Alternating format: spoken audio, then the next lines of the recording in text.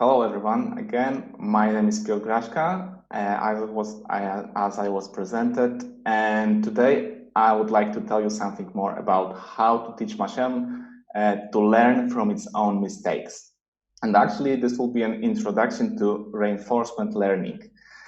And let's first define reinforcement learning. So that's an area of machine learning that is concerned with how software agents should take actions in an environment so that they can gain the most reward for it.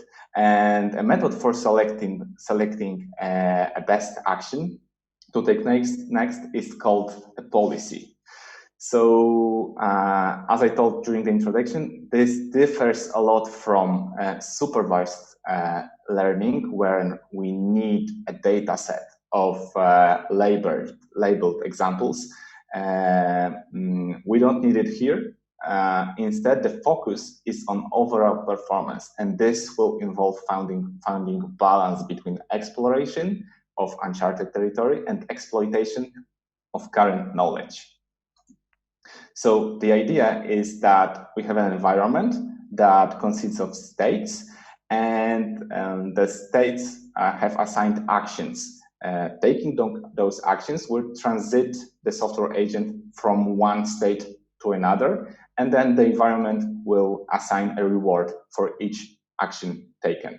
And the agent tries to maximize the reward, but not the reward that he will gain for the next action, but actually the reward that he will gain at the end of the whole episode, the cumulative reward that he could earn throughout the whole episode. And an episode ends when the agent reaches goal of an environment. So for example, even if the environment is like a game, then if the environment is like a game, then you can say that the score of the game is the reward that the agent gets, and the end of the episode would be if the agent, let's say, die in a game or reaches the end of the level.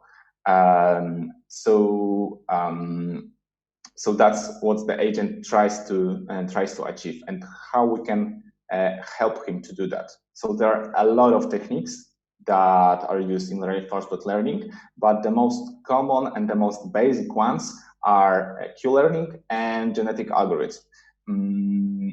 Q-learning is the most basic reinforcement learning technique, and it implements the idea in the most direct way. So that means that it actually tries to maximize the cumulative reward achievable for each state, considered or possible actions, and that cumulative reward for each state, meaning that it would that would be the value of all rewards that could be achieved when the agent is taking the best possible path through the state graph of the environment. And the evolution or genetic algorithms, this actually, one could say that this is not strictly a reinforcement learning solution to reinforcement learning, as this is much wider area, but it could be formed so that the evolution is used to approach reinforcement learning problems. And actually, the genetic algorithm tries to mimic the rules of biological evolution and natural selection to create agents that are best fitted for a given environment. So that actually collides with what we are trying to achieve during reinforcement learning, and with the idea that I just described on the previous slide. So let's start with Q-learning. So as I said, it's a reinforcement learning techniques that involves an agent, a set of states, a set of actions per each state, and then agent performs an action, transits from one state to another, and gains a reward for that action. The goal here is to learn a policy which will tell the agent how to choose actions in given states, so that the cumulative reward at the end of the episode is maximized. And the agent tries to achieve this goal, but by actually estimating the possible reward for each state. And that is called a Q value. By definition, the Q value is just a summation of all the expected values of all the rewards on a perfect path to the end of the episode. So in other words, if we are in a certain state, then the Q value of that state is the sum, as I said, the sum of all rewards on a perfect path to the end of the episode. And by perfect path, I don't mean the path that always give us the best and the highest reward for each action. It could be that there is some state that we need to take an action that is less valued, just because it will let us get into a state that has a higher value that is achievable from it, actually. So typically the Q value is expressed by a Q function, and that's the function of a state and one of the possible actions. So when we have a Q function, that is everything that we need to let software agent behave the best in the environment, and it will use it just to select the best possible actions in each state. But how to get that Q function and those Q values? So at the very beginning of the learning process, the Q values are initialized to some arbitrary value. It could be all zeros, or it could be initialized randomly. There are, again, multiple ways to do it.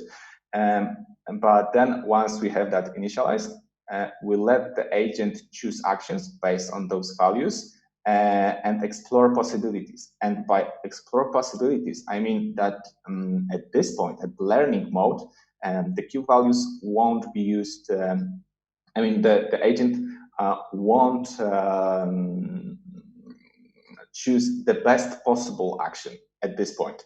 It will choose different actions with different probabilities, just to be able to see what happens if that action is chosen, to gain knowledge, to explore the possibilities. And this way, after each action is taken, we know what was the initial state, what was the state that we transitioned to, what was the actual action that we took, and what was the reward that we gained from that action. And with all that, we can update the Q value of the initial state. And to do that, we can use the Bellman equation that is written here.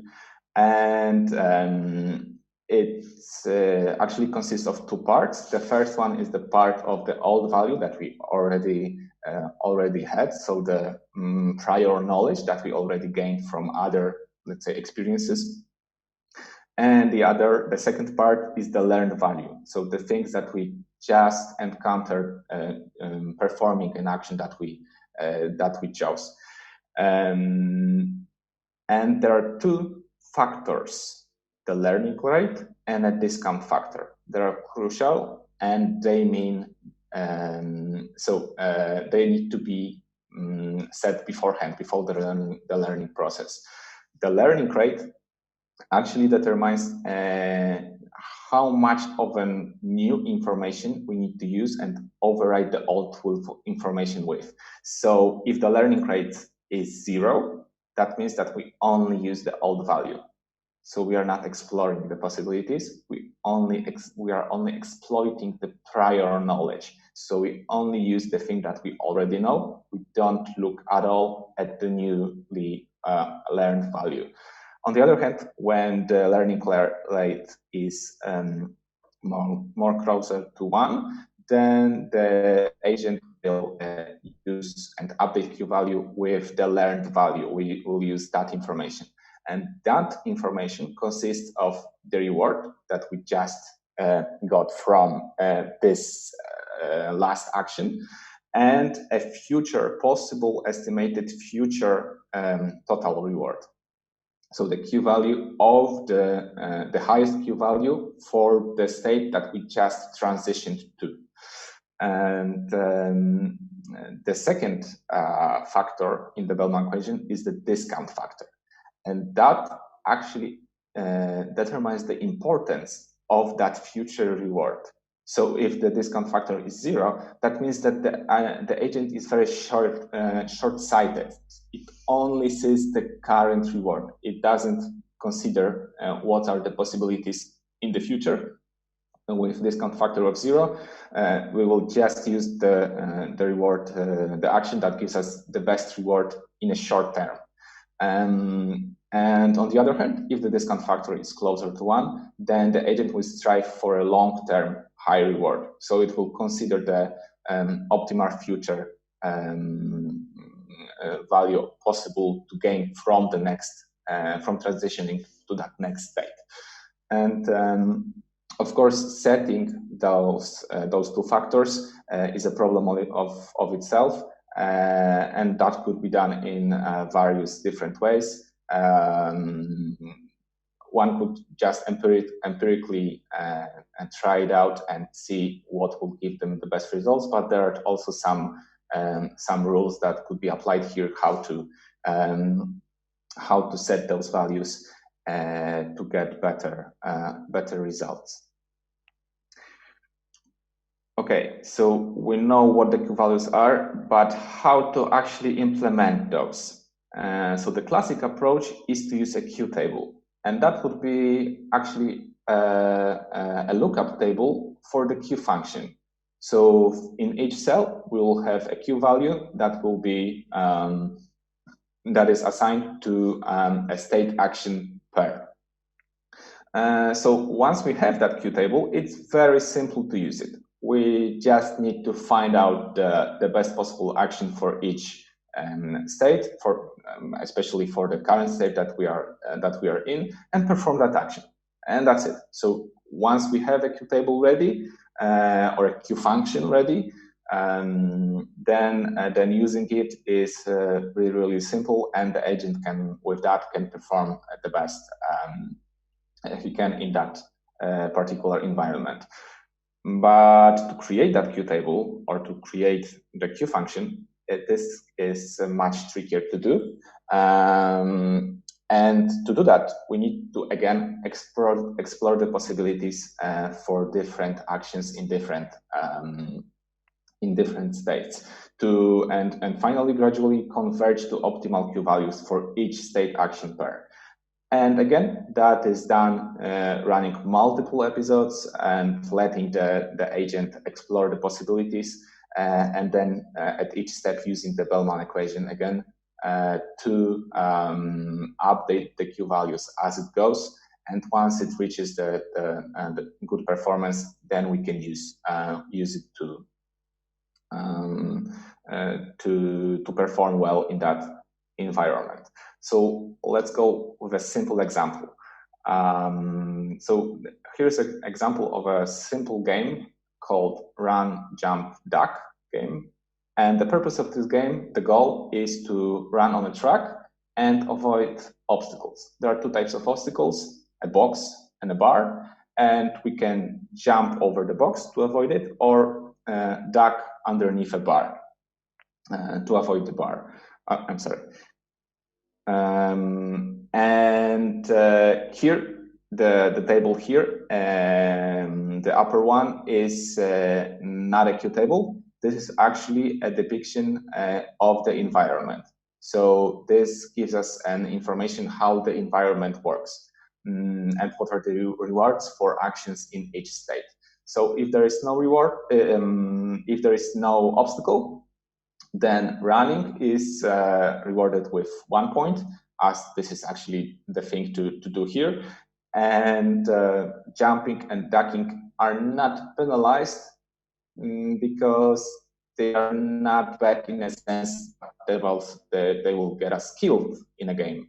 We will not run into an obstacle when we are jumping or ducking when there is no obstacle, right?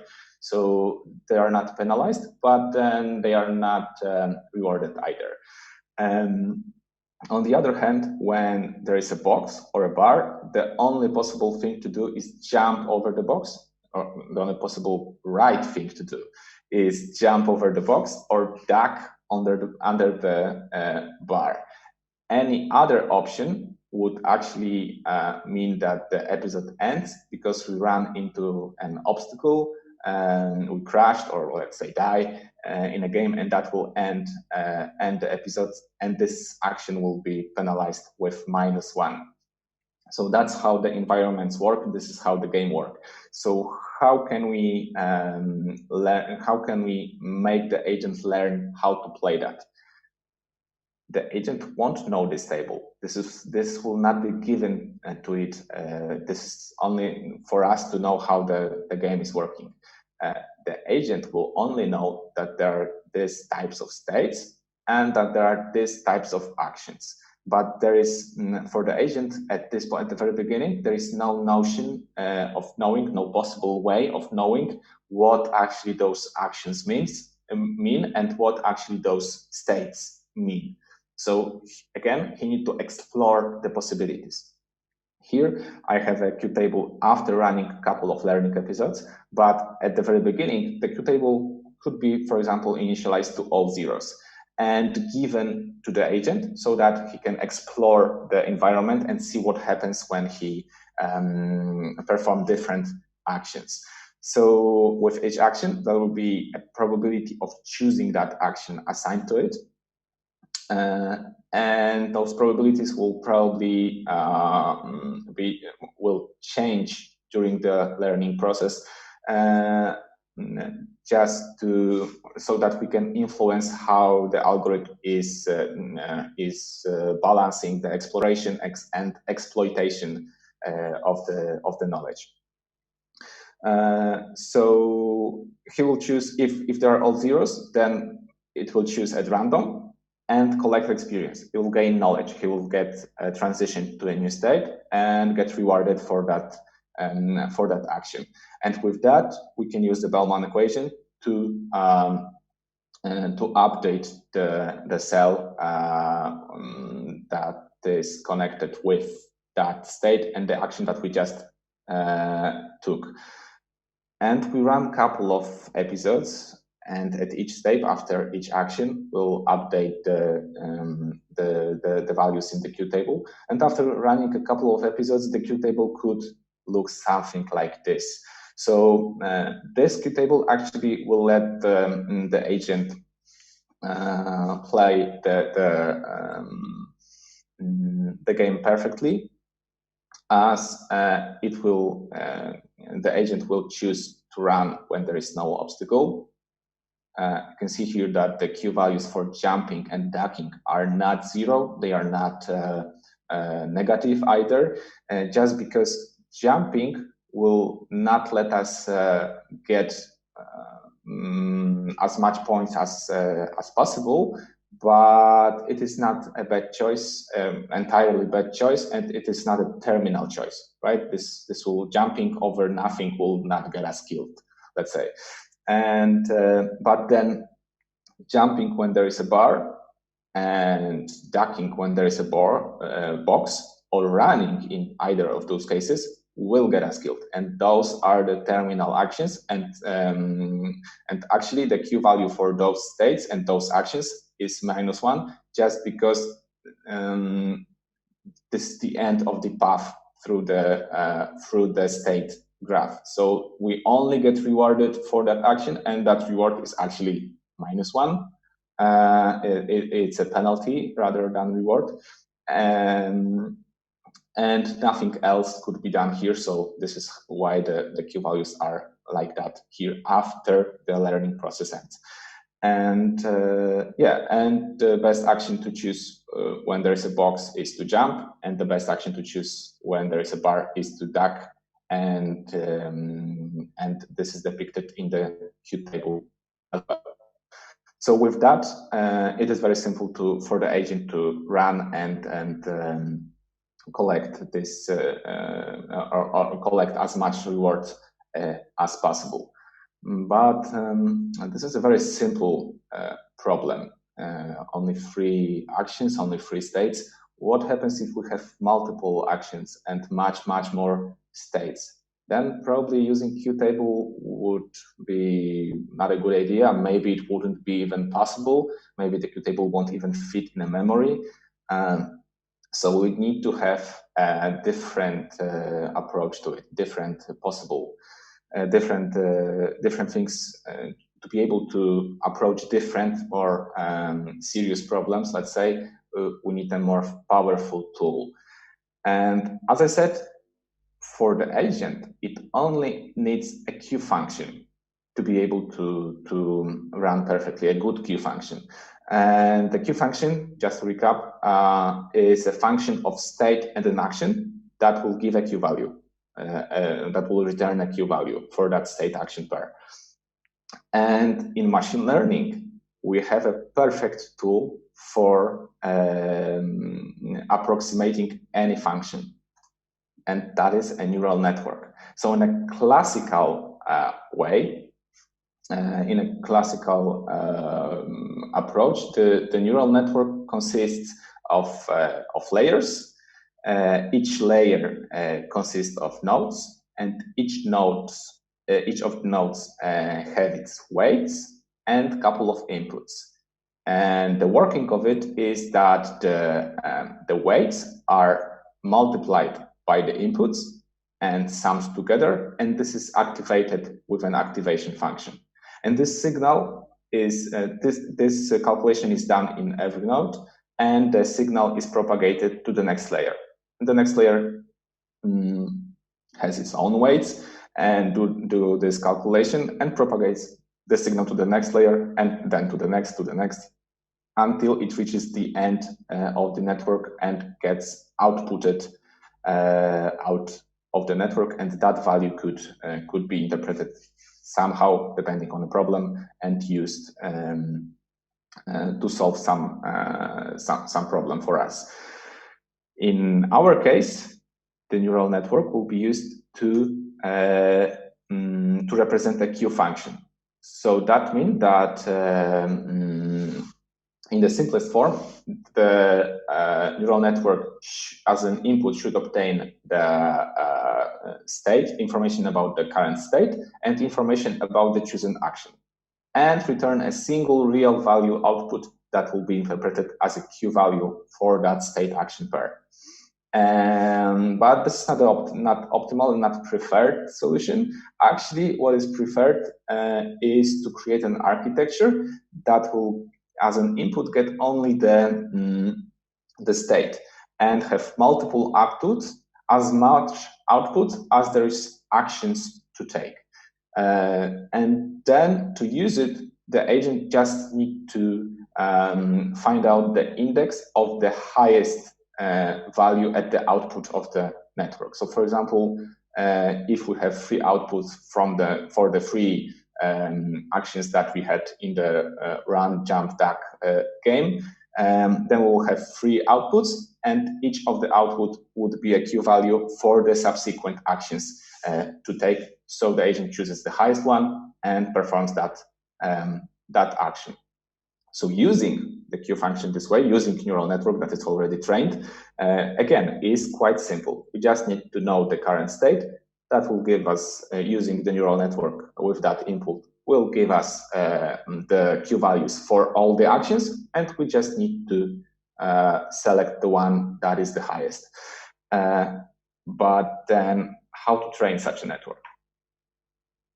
So although the Q-learning is a reinforcement learning technique, the neural network that is used to implement the Q function could be trained, and in most cases is trained, in a supervised learning manner. So that means that we'll need a data set to train that neural network.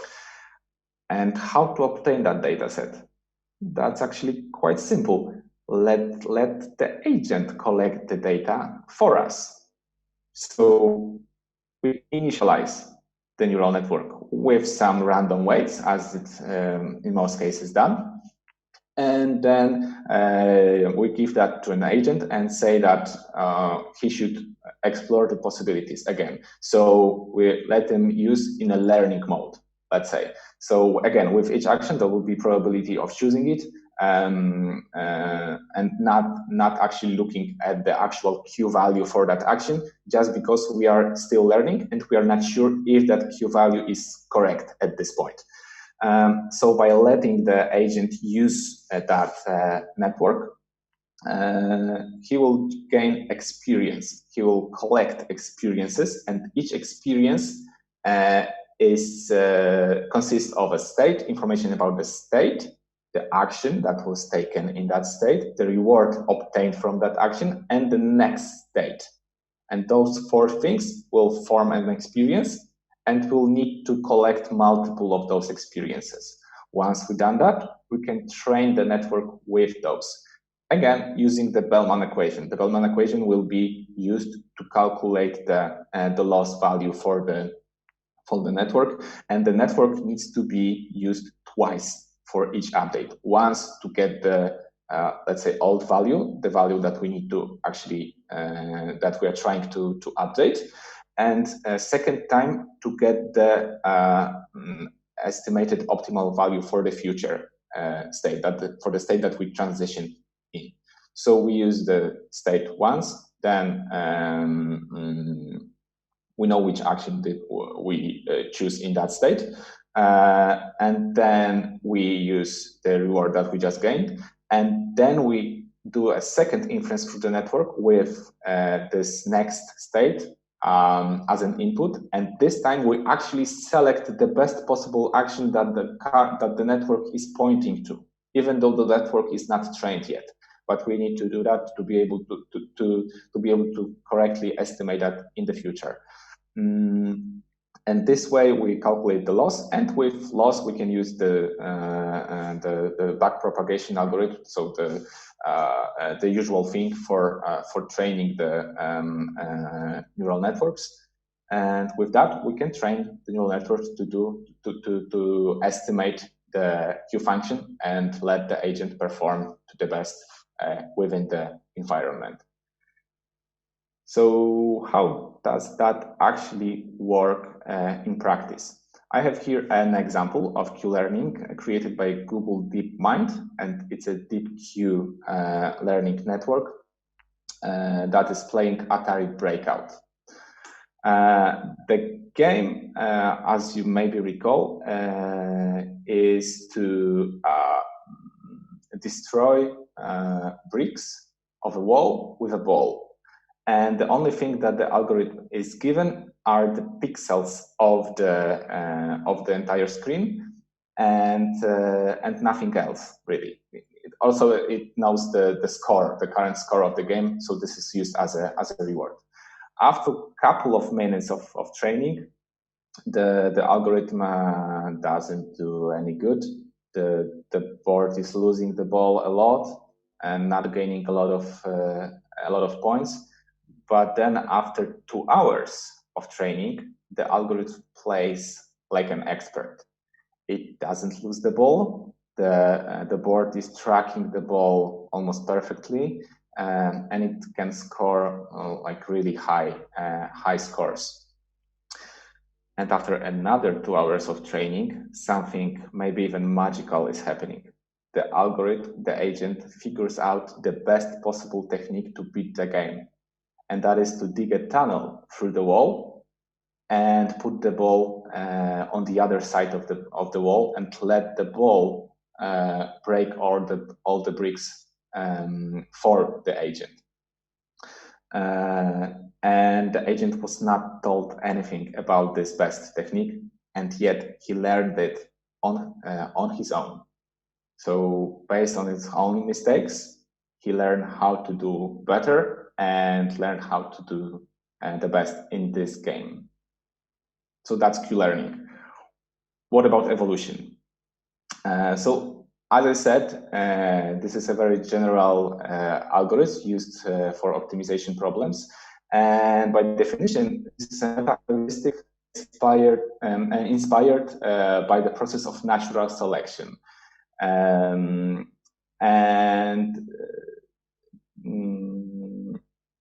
So it is used to generate high quality solutions to optimization and search problems. In a genetic algorithm, a population of candidate solutions to a problem is evolved toward better solutions.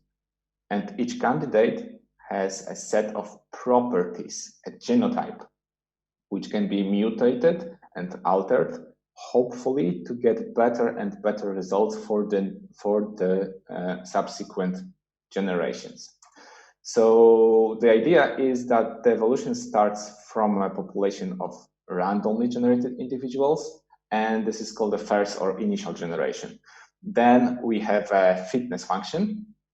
We need to have a fitness functions that will let us assess the quality of each individual. And then we select the best fitted ones to form a new generation. And this continues iteratively until the maximum number of generations has been produced or a satisfactory fitness level has been reached for the whole population. So there are a couple of requirements that we need to fulfill so that we can implement evolution to solve our problem. First of all, we need to have a genetic representation of the solution. We need to have the fitness function to evaluate its solution. We need to have a selection mechanism, and we need to have a genetic operators that will modify the selected solutions, hopefully to get better results for the next generations. And what are those? So first, the simplest one is mutation.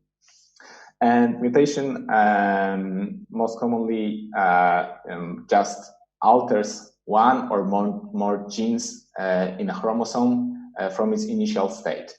And that is done randomly, and it is called a uniform or a single point mutation. And it's based actually on a biological mutation. And the purpose of mutation is to preserve and introduce diversity so that the next generations, candidates in next generations, are not becoming too similar to each other. The next operator is crossover. It's actually a family of operators, also called recombination. And this actually needs two parents to generate offspring.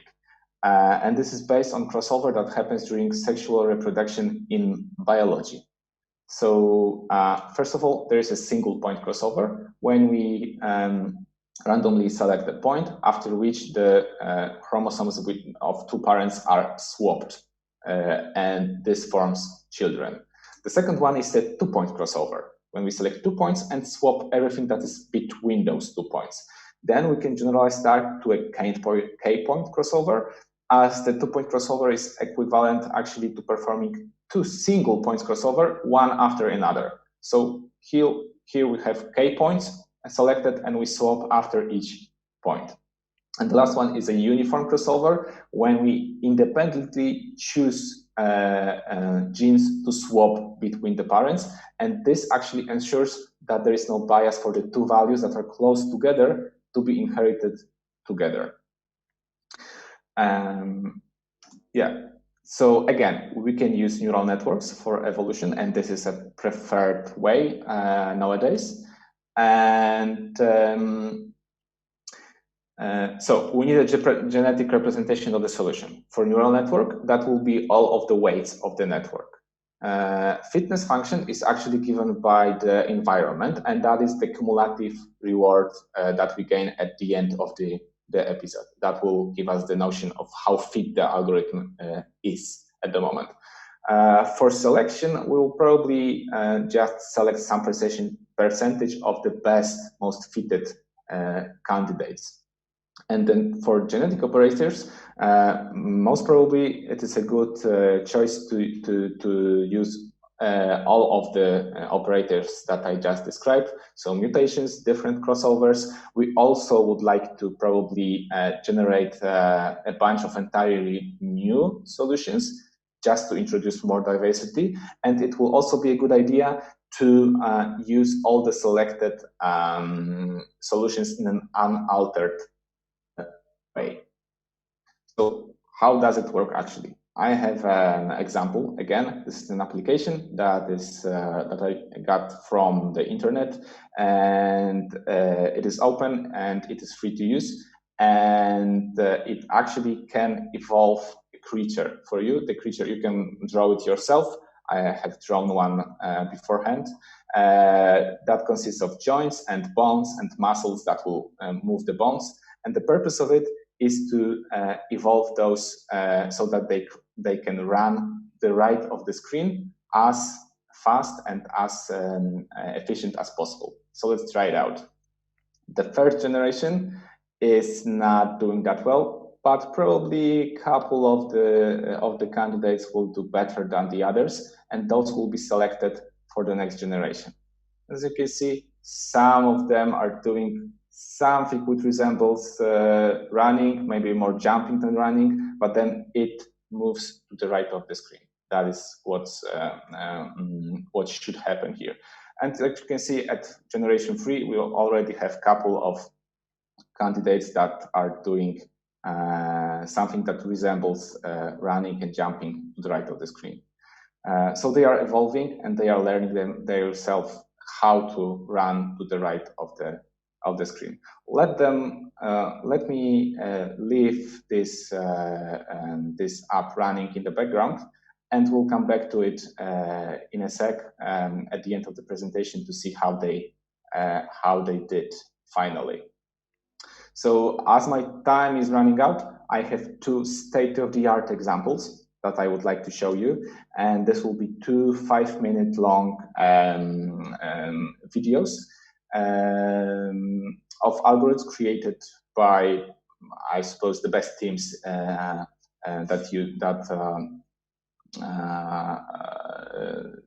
work on reinforcement learning problems. The first one is from Google DeepMind. It's called AlphaStar, and this is an algorithm that can play StarCraft on its own. For decades, progress in AI has been measured by how well we've succeeded in playing the games that humans play. We've already created systems that can learn to master chess and Go, and many people view StarCraft as the next grand challenge for the AI community.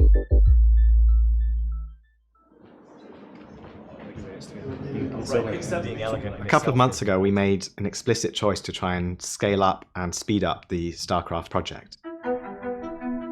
The way we went about that was to have Different versions of the agent compete against each other on something we call the AlphaStar League. this one learning to beat that one, this one learning to beat that one. And that leads them to improve rapidly over time and discover new strategies. The way it played, you could see it was getting it. StarCraft has imperfect information and is played in real time. It also requires long-term planning and the ability to choose what action to take from millions and millions of possibilities. Look at Danny, he looks nervous. We were able to beat Danny, the best DeepMind StarCraft 2 player. That definitely exceeded expectations. The next step is we're going to book in a pro to play.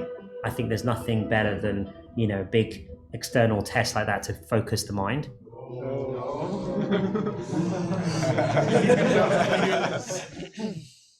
If they can already beat me, that would be incredible.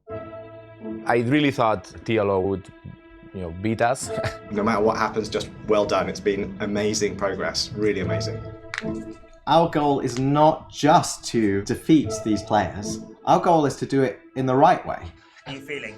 Good. I'm a little nervous because Unlike a human player, AlphaStar can see the whole map at once. But we spoke with TLO and created as level a playing field as is currently possible. In particular, AlphaStar can't react quicker than a human player can, nor can it execute more actions, clicks per minute, than a human player. All right. 2 seconds, guys.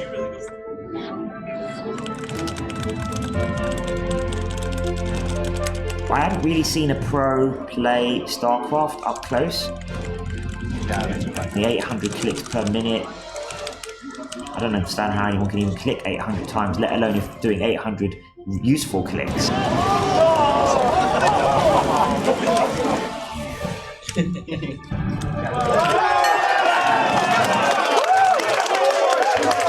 After the first match, I knew now it was on.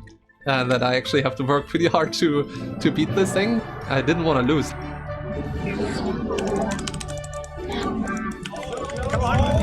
Incredibly, the system held up.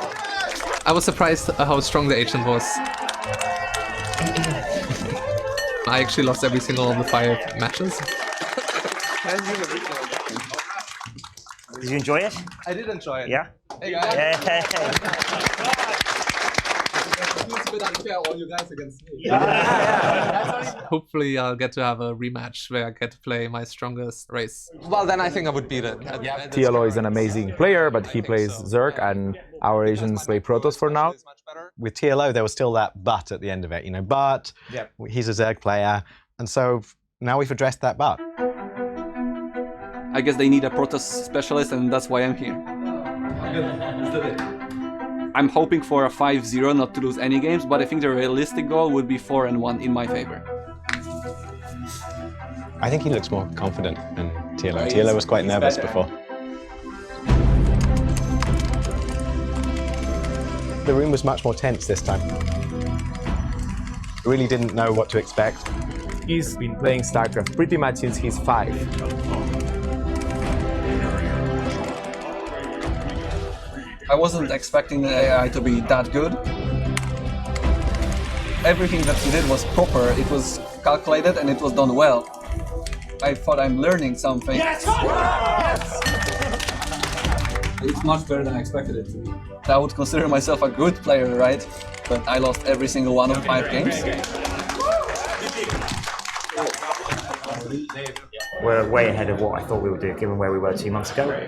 Just trying to digest it all, actually, but it's very, very cool. I think that progress has been unprecedented. It's humbling knowing how many people are working on this project of StarCraft 2. Some of the top minds of the world. These complexities are important to us because they're representative of something bigger. They're representative of challenges that face the whole of AI which haven't yet been solved. I think everybody's just very excited to see what comes out of this, and hopefully that StarCraft is going to be a part of history when it comes to AI. Okay, and the second state-of-the-art example that I have for you is of OpenAI 5. This was created by OpenAI, and this is a bit different because it is actually 5 bots that can play in a cooperative mode, and they can play Dota.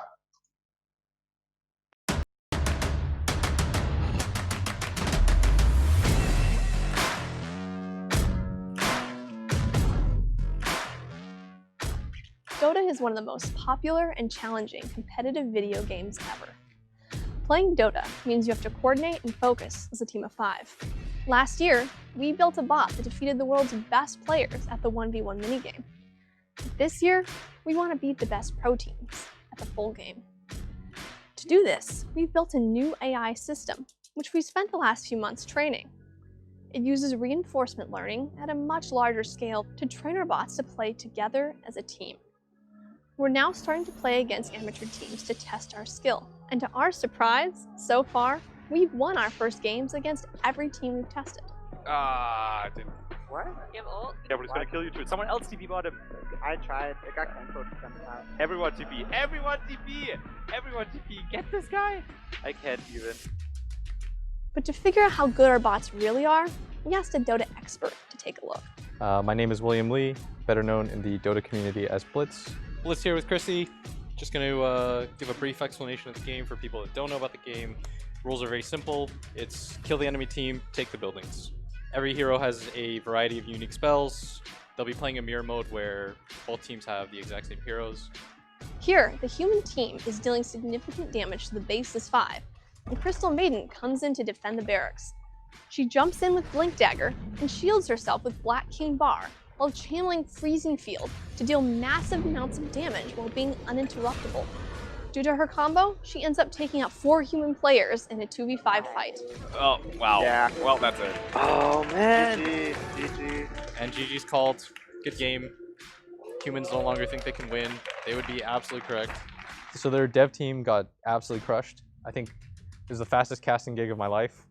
Then it went into game number 2. The humans kind of I mean, they had time to like think about the game and stuff like that. They got crushed even harder. And the bots did exactly what I hoped for, is they own this area of the map. You take away 2/3 of the map, they didn't even touch these 2 bottom towers, and they would be 100% correct in this. This is like one of the highest level plays that you can make. This side of the map is incredibly hard for the bots to control, and so they're just playing this top side and this mid side, because they understand that these are the 2 most important parts to control in the game. The ability to like intuitively do this is insane. Doing it one game, I could maybe chalk it up to just dumb luck. Doing it 2 games in a row, flipping the sides, means that it's more than just coincidence. It took me, and I'm fairly reasonably good at the game, 8 years before I learned some of the strategies. I would say it was pretty easy to quantify for me. It was about 8 years for me to learn the strategies that the bot was intuitively doing. To train our bots, we use reinforcement learning with self-play. We run the game on over 100,000 CPUs, and our bots learn from every game they play. Because Dota is so complex to learn, even for a single player, we created a hyperparameter, which we call Team Spirit. The 5 bots start out completely selfish, but tuning this knob tells them to care about their teammates, so that they can learn to play together as one unit. After seeing the bots win against the test team, Blitz wanted to challenge it himself. He has a higher rating than the test team, and we paired him up with the best players in our audience. And so we can see Blitz is about to die here. Blitz is definitely dead, yes. And so now the humans are in trouble. 2 of the team members are dead with 20 seconds remaining, and the bots are about to take their first lane of racks. Another big fight happening here with the bots actually winning. The game, at first, started to go to the humans. But eventually, our bot managed to beat this stronger team as well. We're still far away from beating pro teams, but I think everyone here was surprised to see this. I think the team fight aspect of the bot was excellent. Like, it didn't mess up. When it came to coordination, it was some of the best, like, just pure team fighting, because it felt like I was just getting, like, hammered every single time that I made a mistake, and I feel like normal humans don't do that. The Dota World Championships will take place in August. While the best players in the world are getting ready to compete, we're also working on the next version of our bot. To see how far we've come, we'll host a live match in July, where we'll play a team of top players. Overall, what we're excited about is that the training method we use is very general. We're focused on learning Dota, but we're hoping that this will give us more and more insight about how AI can solve complex problems of any kind. That's my favorite part about when I hear the bot makes advancements. I don't get scared, I get excited, because I think this is another thing for me to have to challenge myself to beat. This is something that not a lot of people will be able to do. Like, let's have at it.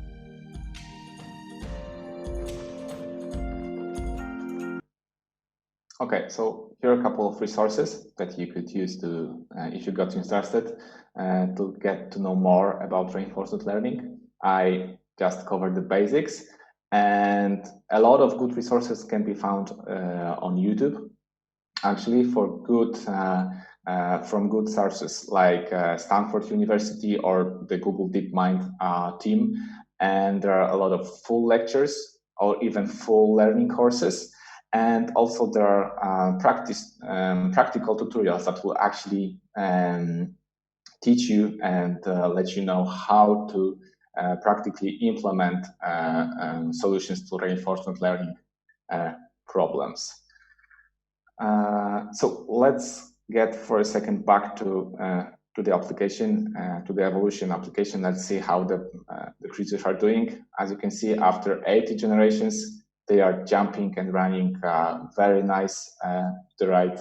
So we can say that they evolved into what they should, and they are performing very well in the environment. And with that, I would like to thank you all for your attention.